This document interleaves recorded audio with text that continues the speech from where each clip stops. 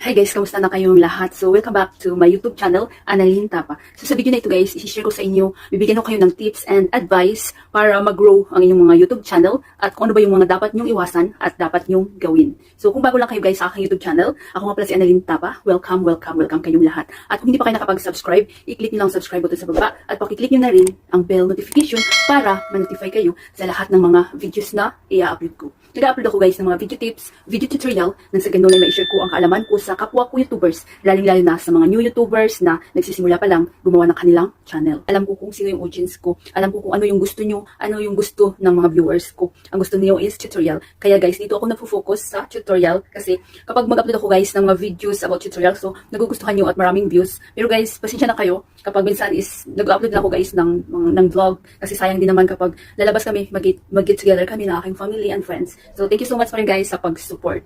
So, napakahalaga guys na alamin nyo kung sino yung audience nyo at doon kayo mag-focus, doon nyo galingan.